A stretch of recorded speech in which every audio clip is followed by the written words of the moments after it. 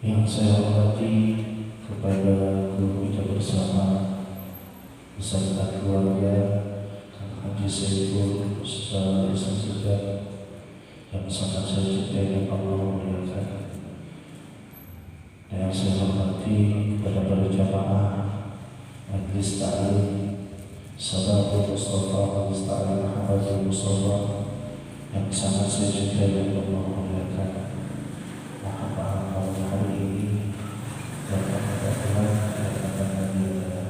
sedikit kegiatan, namun alhamdulillah malam hari ini bisa datang bersahabat di tempat ini karena qadar daripada Allah Subhanahu wa taala. Karena kalau tidak dapat izin dari Allah Subhanahu wa taala, kita tak mungkin bisa duduk di tempat ini. Mudah-mudahan kita semua hari ini mendapatkan keberkahan dari Allah Subhanahu wa taala, berkah sehat jasmani dan rohani, berkah umur, berkah rezeki, berkah ilmu, dan berkah taufik dan hidayah yang Allah berikan kepada kita. Amin ya Allah ya Rabbal alamin.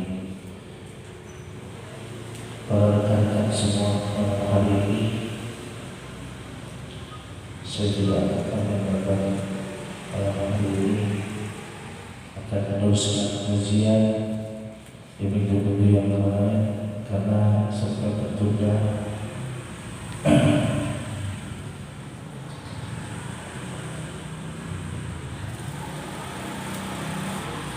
Bismillahirrahmanirrahim.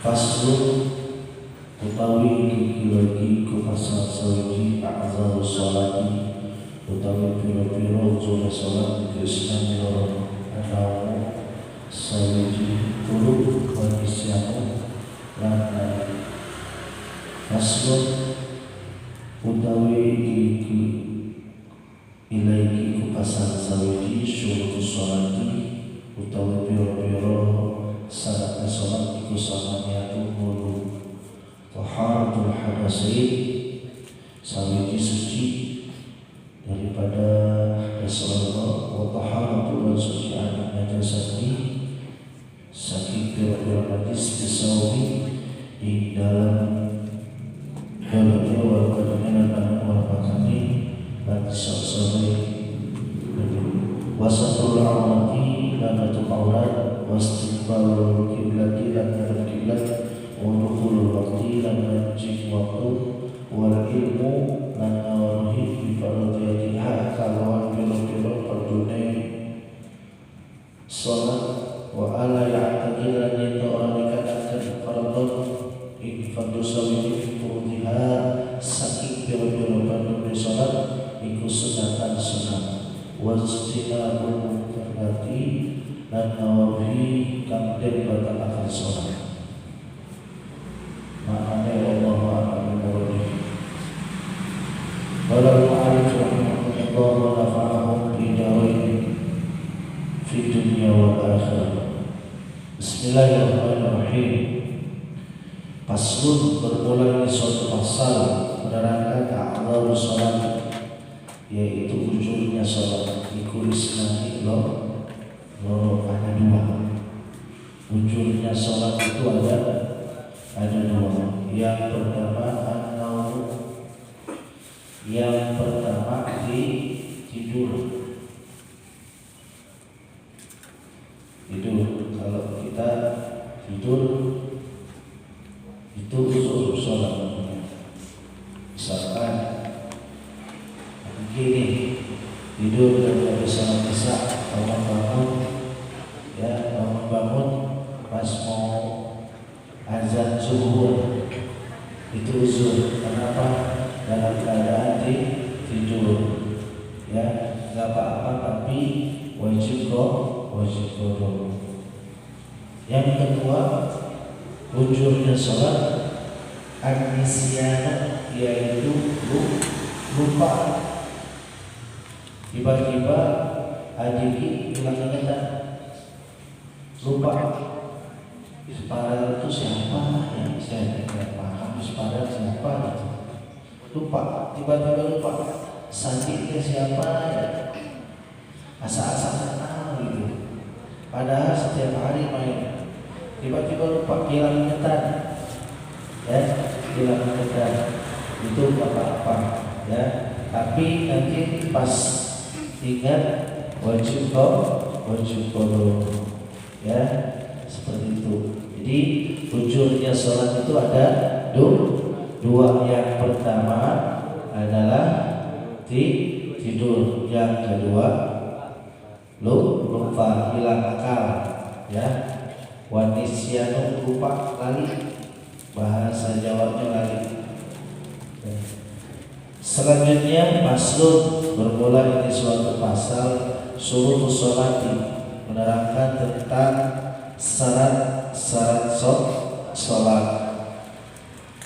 Iku samaniyatun itu ada 8 ya, bahasa Jawanya 8, ada 8 syarat tentang sholat. Itu ada 8. Kita mau mengerjakan sholat, maka kita harus tahu dulu nih syarat-syarat sholat. Yang pertama, taharatul hadasain, kita harus suci daripada 2 hadas, hadas kecil maupun hadas besar. Kita perhatikan dulu ya. Kita harus perhatikan dulu tadi ke kamar mandi udah bersih atau belum. Ya, apalagi adik ini kalau pengen kencing, dia mah suka di pohon kembang, ya, suka di pagar orang, ya, biasanya kayak gitu tuh, di bawah pohon jengkol. Ya. Jangan, kalau kita mau sholat kita perhatikan dulu dua hadas, hadas kecil maupun hadas besar. Ya, kita harus perhatikan.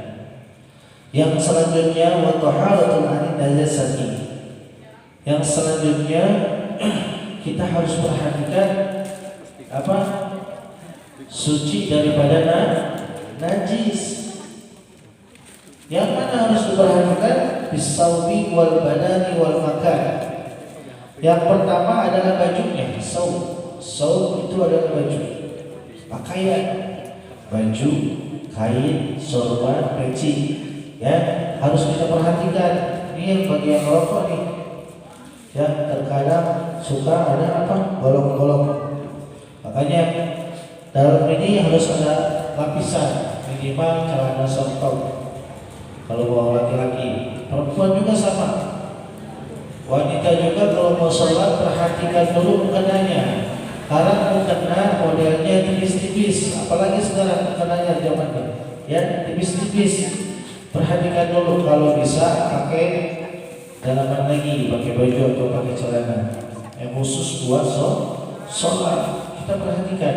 Yang pertama adalah baju, pakaiannya, ya, pakaian atau kain, periksa dulu. Jangan main sholat baik, kita periksa dulu. Takutnya ada bolong-bolongnya atau ada najisnya, ya, itu atau ada kotoran yang lainnya. Kita periksa. Wal badani, dan selanjutnya badannya. Ya, Ustaz, saya udah mandi, alhamdulillah sudah mandi, tapi kukunya masih berlipat. Ya, kukunya masih berlipat. Jarang dibersihin.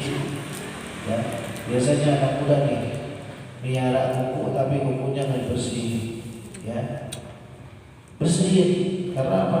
Semua anggota badan kita ini akan berhadapan dengan Allah yang menciptakan kita. Kita harus betul-betul bersih badan. Yang selanjutnya harus suci daripada najis adalah wal makani. Makani itu adalah tempat sholatnya, ya. Jangan sembarangan ada najis atau tidak. Kita periksa dulu, ya. Kita periksa dulu tempat sholat kita sudah suci atau belum.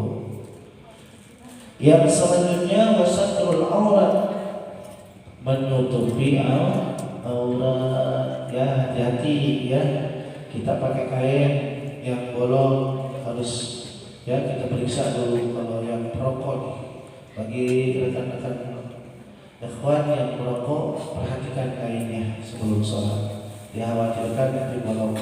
Ya, kalau bolong di atas lutut, maka itu aurat yang terbuka.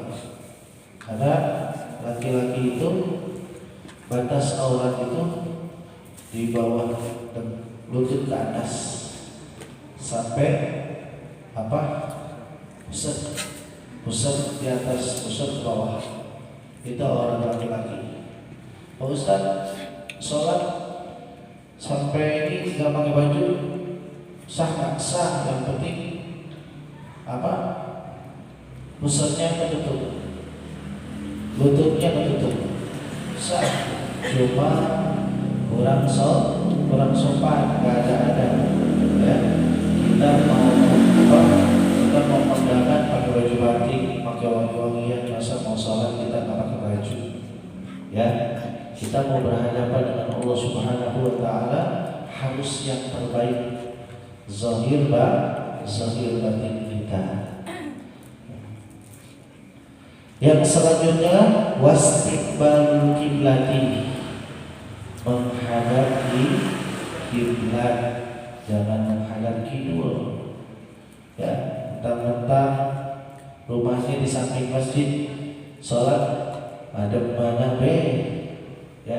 Kita harus perhatikan terhadap kiblat itu seperti apa. Kalau bahasa orang tua dulu tuh ya, ngadep kulon lada ngalor ya, ngadep kulon lada ngalor dikit, itu arah kiblat ya. Waktu yang selanjutnya harus masuk waktu ya. Kita mengerjakan sholat harus masuk waktu, jangan sebelum waktu kita udah sholat, jangan ya. Kita dengerin dulu azan selesai baru kita mengerjakan sholat ya. Ini salah satu daripada syarat mengerjakan sholat. Wal ilmu bifardiyatiha, yang selanjutnya harus mengetahui yang perlu di dalam sholat. Di antara niat baca suratul Fatihah, ruku serta tumaninahnya. Bahkan rukun-rukunnya kita harus tahu. Jangan cuma sholat Allahu Akbar, Assalamualaikum warahmatullahi selesai, bukan. Kita harus perhatikan yang namanya rukun di dalam sholat. Ada rukun qauli, rukun qalbi, rukun fi'li. Apa sih rukun qauli? Rukun bangsa ucapan. Di antaranya kita baca Fatihah, kita baca tahiyat, kita baca salawat kepada Nabi Muhammad Sallallahu Alaihi Wasallam, kita mengucapkan salam, itu harus terdengar oleh telinga kita. Itu rukun bangsa ucapan, bangsa qauli. Ada rukun bangsa fi'li ya, bangsa perbuatan, gerakan. Itu rukun bangsa fi'li. Ruku, iktidal, sujud di antara dua sujud, tumaninah, itu rukun fi'li, rukun bangsa perbuatan ya, pekerjaan. Yang terakhir adalah rukun bangsa hati, yaitu rukun bangsa qalbi. Nah, ini harus tahu nih, pada rukun bangsa qalbi pada saat kita niat mengucapkan usolli fardhu zuhri, dalam hati kita sahjaku salat fardhu zuhur 4 rakaat menghadap kiblat, makmum atau tunai atau imaman karena Allah, itu rukun qalbi, namanya bangsa hati ya. Kita jangan sampai lupa tuh ya, rukun sholat, karena kita wajib mengetahui Syarat diantaranya mengerjakan sholat, ya kita wajib mengetahui yang perlu di dalam sholat. Wa ana ya'taqida fardhan, dan jangan coba-coba, jangan sekali-kali menekankan suatu perkara yang perlu min furudiha di dalam sholat, sunnatan sunnah. Kayak mana yang perlu di dalam sholat kita tekankan sunnah. Misalkan tahiyat, tahiyat mah sunnah ini gak usah tahiyat. Padahal itu adalah salah satu rukun sholat. Misalkan baca Fatihah, baca Fatihah mah udah ini sama imam, kita mah gak usah baca. Jangan, karena Fatihah itu salah satu rukun sholat, wajib kita baca. Wajib kita baca. Ustaz, ada yang membolehkan kita lagi baca Fatihah baru separuh, imam ternyata ruku, kita ikut ruku, boleh? Boleh. Cuman kita makmumnya ini bukan makmum yang sempurna, yang ngikutin imam dari pertama, bukan dari pertama, ya.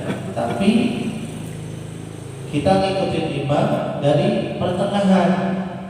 Misalkan, ya, imam sebentar lagi, 1 menit lagi mau ruku, kita baru datang di Allahu Akbar, tiba-tiba kita mau baru mengucapkan Bismillahirrahmanirrahim, imam ruku, maka kita wajib ikutin si imam, karena takut ketinggalan rukun, ya, takut ketinggalan rukun, maka kita harus sah sholatnya, ya, karena kita jadi makmumnya, makmum bukan makmum masbuk, tapi yang makmumnya itu enggak dari pertama, tapi di pertengahan rakaat, seperti itu. Paham ya?